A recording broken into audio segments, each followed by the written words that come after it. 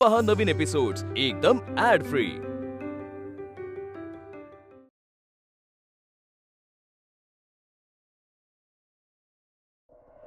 कमाल केली आहेस यार अमूल्या, तू दादाने दिलेला टास्क वेळेच्या आधी पूर्ण केलंयस। क्या बात है, मेनी मेनी कॉंग्रॅच्युलेशन्स। थँक्स अगं, पण एवढं कठीण टास्क नव्हतं ते। व्हॉट? दादाने दिलेलं टास्क कठीण नव्हतं असं म्हणतेस तू? अगं, तो नेहमीच असं करतो, प्रत्येकाला ना मुद्दामून कठीण टास्क देतो माहितीये। तू त्याच्या टेबलवरचा तो रुबिक्स क्यूब बघितलायस? अगं, तो क्यूब ना दादा असं सॉल्व्ह करतो माहितीये। आणि इकडे मी आणि विक्रांत, तुला सांगते, दादाने ना मला आजवर एक 10-12 टास्क दिले असतील, त्यापैकी मी हार्डली एखाद दुसरा अटेम्प्ट करू शकले माहितीये।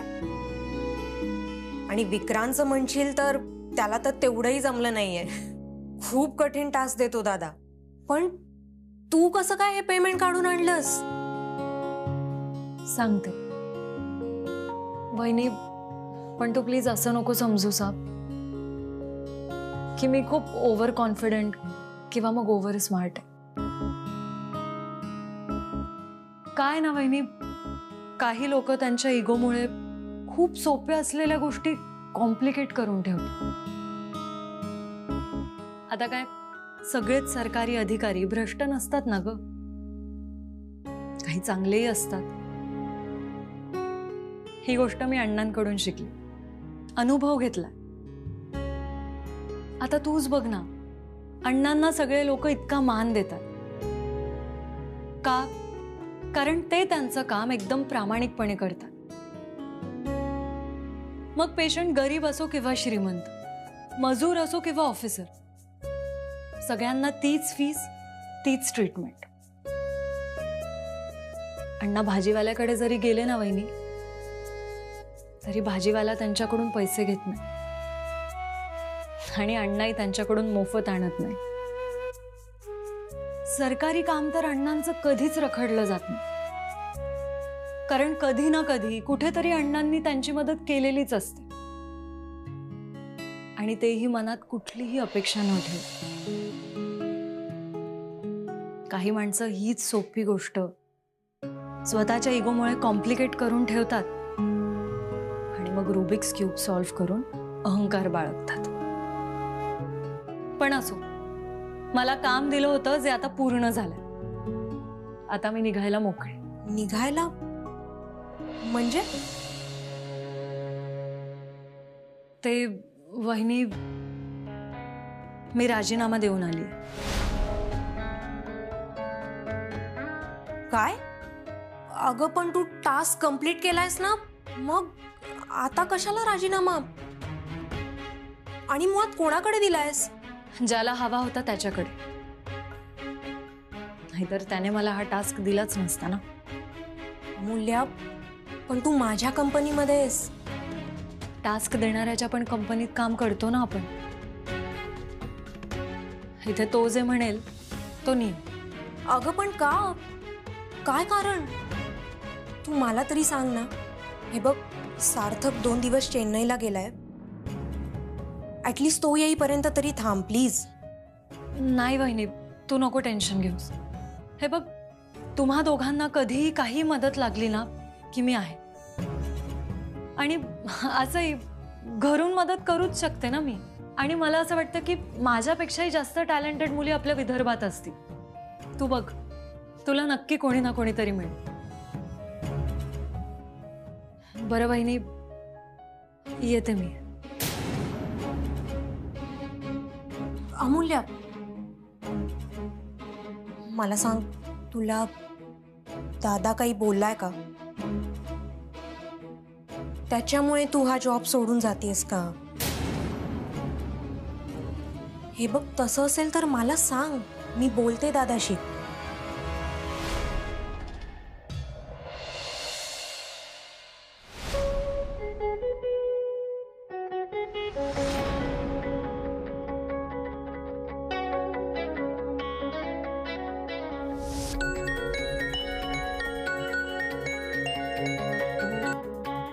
बोला वानखडे साहेब, आता काय काम काढलं? हो, तुमचा चेक पाठवले की आम्ही त्याच संदर्भात बोलायला फोन केलाय. चुकले का चेक मध्ये काही? नाही नाही, सगळं बरोबर आहे. फक्त माझा एक डाऊट होता जो क्लिअर करायचा आहे. बोला. अमूल्य, माझा स्टाफ, ती आली होती ना तुमच्याकडे? हो. मग तिने अशी काय जादू केली की तुम्ही इमिडिएटली चेक दिला? हो, केलेल्या कामाचे पैसे मिळवायला जादूची गरज नाही लागत साहेब. म्हणजे साहेब, तिने आम्हाला पेमेंट मागितलंच नाही. मग तिने फक्त तुमची फाईल समोर ठेवली आणि केस सांगितली आणि विचारलं आम्हाला पेमेंट योग्य वेळी मिळायला नको का? फक्त ती अत्यंत शांतपणे बोलत होती. हा तिचा प्लस पॉइंट. आणि हो, तुमच्याबद्दल ती खूप आदराने बोलली. हो साहेब, काय ना, कधी कधी आपल्या हाताखाली जी माणसं काम करतात ना, त्यांच्याकडून मग काहीतरी शिकावं. प्रत्येक वेळी आरडाओरडा करून काम होत नाही. असो, ठेवतो मी फोन. आणि तुम्हाला मेल येईलच. आता फोन झालाय म्हणून मी सांगून ठेवतो. परत नवीन टेंडर येतोय. ओके. टेक्निकली तुम्ही क्वालिफाईड आहेत. Waiting for your bid for the same. All the best. Bye. Bye.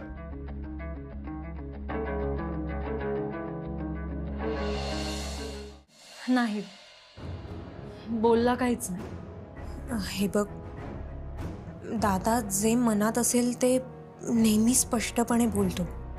असं तर नाही ना वहिनी की तो फक्त आपल्याला भासवतोय. वहिनी, कदाचित तुला ही गोष्ट पटणार नाही, पण तुझा भाऊ ना खूप हुशार आहे आणि सगळ्यांनाच त्याबद्दल त्याचा आदर वाटतो, मला सुद्धा. आणि तो सरकारी अधिकारी ज्याने हे पेमेंट रखडत ठेवलं होतं त्याला सुद्धा.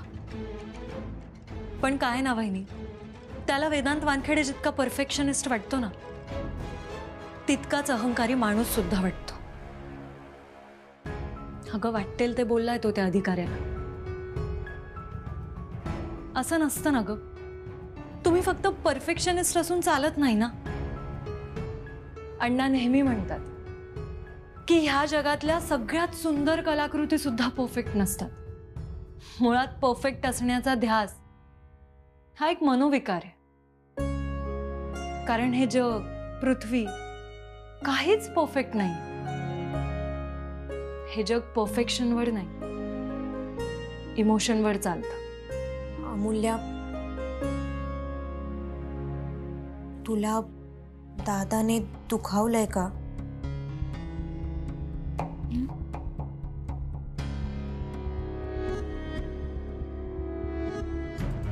वहिनी, खरे तर ही गोष्ट फक्त ताईला माहिती. वेदांत आणि माझी पहिली भेट तुझ्या लग्नाच्या आधीच झाली होती.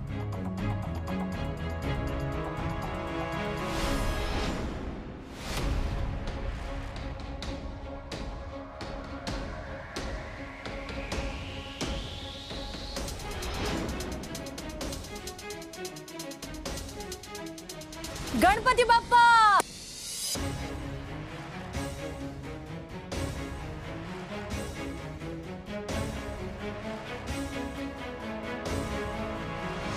त्यानंतर तुझ्या लग्नात आजीचा हार हरवला. मी परत करायला म्हणून गेले आणि त्याने मला सगळ्यांसमोर अपमानित केलं. खूप अपमान केला माझा. माझ्या खोलीमध्ये दागिने चोरत होती ही. बघू. आणि इकडे आई नीट चेक कर. तिने नक्कीच अजून फोन चोरी केले असणार. काय करताय तुम्ही? हात सोडा म्हणते ना. एखाद्या मुलीच्या मागे लागलाय तुम्ही, तिचा पाठलाग करताय. तुम्हाला अजिबात कल्पना नाहीये की आता मी किती टेन्शन मध्ये. तू आहेस ती मुलगी. तू माझ्या भावाला फसवलंयस. तुझ्यासारख्या मुली या अशाच असतात. काय जॉब निवडलास ग तू? माझ्याच ऑफिसमध्ये. माझ्या भावाला काही झालं ना तर सोडणार नाही मी तुला.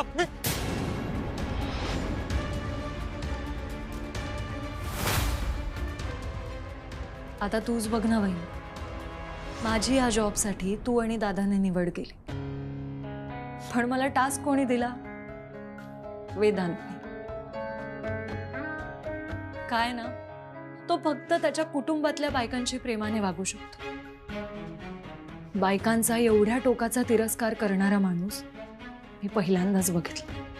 समोरच्याला ओळखण्याआधीच तो रिजेक्ट करू शकतो. आणि कदाचित हेच कारण असावं की विक्रांत त्याच्याकडे कधीच मनमोकळेपणाने बोलू नाही शकत. वेदांतमध्ये जरा सुद्धा माणुसकी असती ना तर तुमच्या घरात जे घडलं ते कधीच घडलं नसतं. वहिनी, मला माहिती आहे तुझं तुझ्या भावावर खूप प्रेम आहे. मी जर तुला दुखावलं असेल तर आय एम रिअली सॉरी. पण मला तो जसा दिसला मी तुला सांगितलं. अमूल्या, तू माझी माफी कशाला मागतेस? उलट तू आज माझ्याशी सगळं मोकळेपणाने बोललीस. आणि हाच मोकळेपणा महत्वाचा ग कोणत्याही नात्यामध्ये. दादाचं म्हणशील तर लहानपणापासून मी त्याला बघत आले, त्याच्यात झालेले बदल सुद्धा मी बघितलेत. हा, आता काही गाठी आहेत अजून त्याच्या मनात, पण ते बोलायची ही वेळ नाही. आणि तुझ्या राजीनाम्याचं म्हणशील तर मला असं वाटतंय की तू राजीनाम्याचा निर्णय मागे घ्यावास. अमूल्या, तू परफेक्ट आहेस या जॉबसाठी. तू हवं तर 1-2 दिवस सुट्टी घे. सार्थक आला की आपण बोलू. मी आले.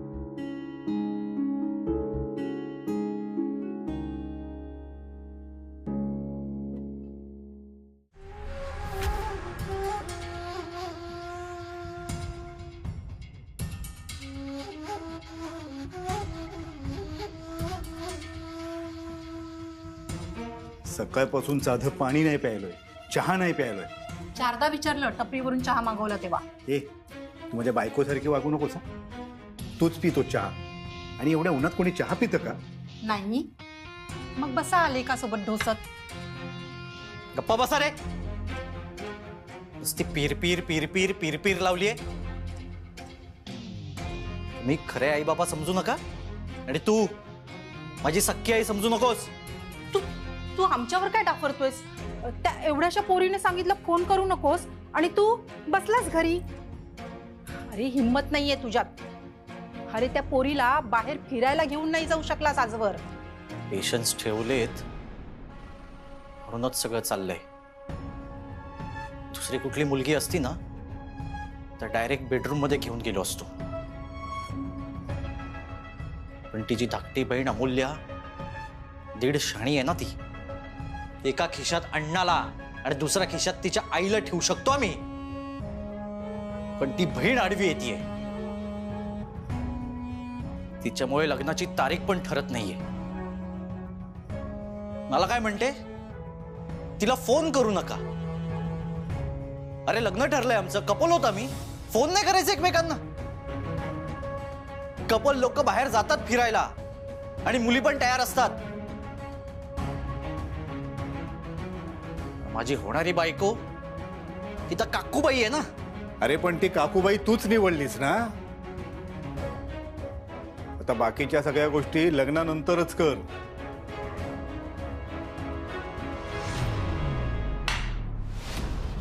तुम्ही खरे आई बाबा समजू नका. मी एकदा रोलमध्ये घुसले की बाहेर निघायला नाही आवडत मला. बरं, मी काय म्हणते, तू घरात घुसलेस त्यांच्या, पण मनात कुठे शिरलायस ना तिच्या. तू तिला आवडेल असं काहीतरी कर ना. काय करू? भजन करू, कीर्तन करू, का उपास करू? अरे बाबा खोटं खोटं कर, थोडंसं नाटक कर. आता मी बघ ना देवपूजा कशी करतो, म्हणजे देवाचं नाव कसं घेतो. हे क्लास घ्यायचा, एकदा इथे असं करायचं, म्हणजे काय होतं, देवपूजा आणि पोटपूजा दोन्ही एकाच वेळी होतात आणि पटकन असं.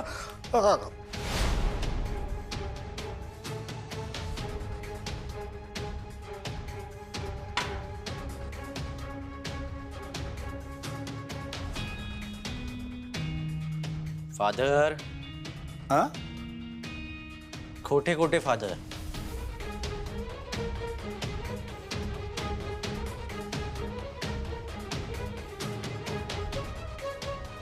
माझ्याकडून तुम्हाला गिफ्ट. क्या बात है.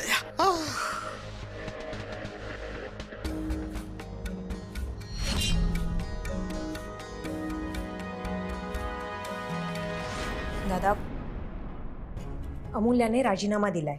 माहितीये मला. काय समजते ती स्वतःला?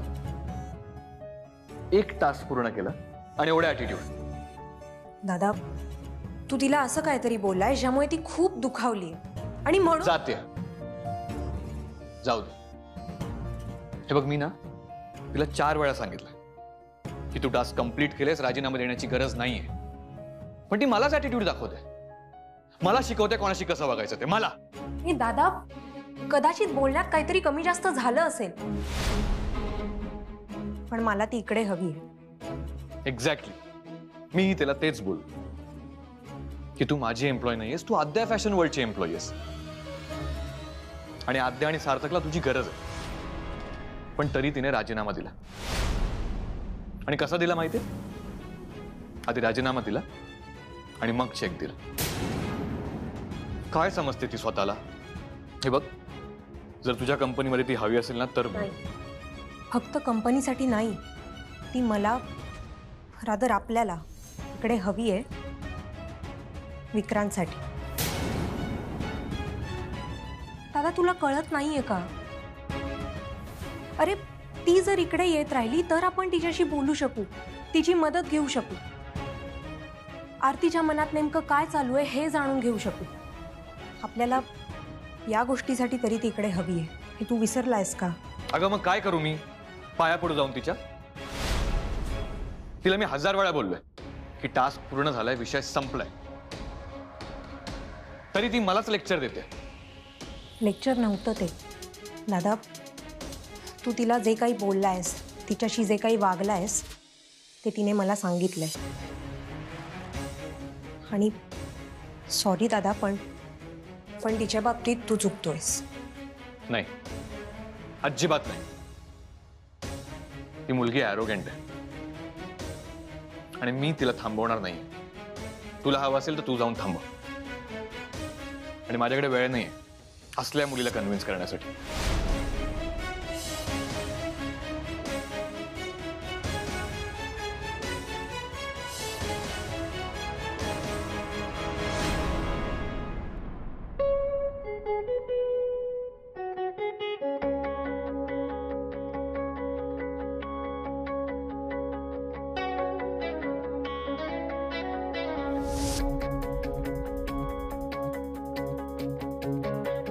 अमूल्य,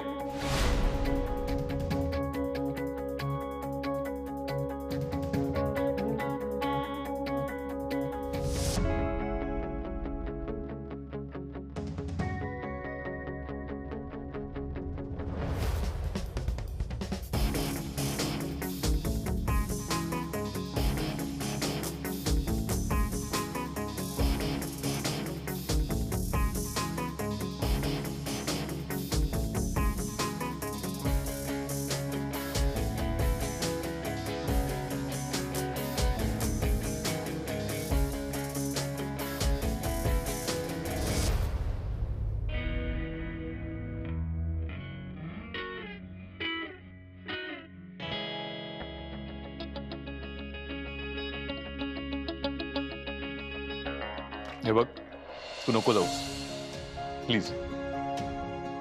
तू गेलीस की हे ऑफिस सुनं सुनं होईल. सो तू थांब इथेच. तू असतेस ना तेव्हा एक वेगळी एनर्जी असते ऑफिसमध्ये. तुला काय हवंय सांग ना. मी तुझ्यासाठी सगळं करायला तयार आहे. आणि तुला नेहमी वाटतं ना की मी म्हणावं, सो मी आज म्हणतोय.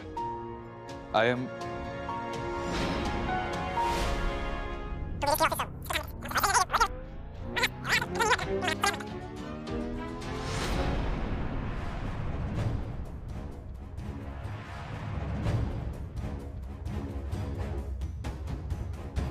लिसन, तुला थांबायचं असेल तर तू थांबू शकतेस.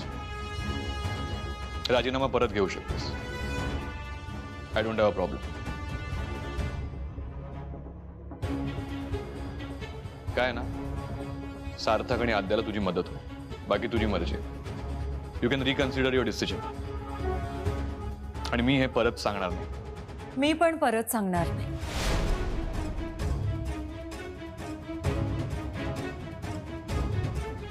माझं डिसिजन झालंय आणि मी माझ्या डिसिजनवर फर्म.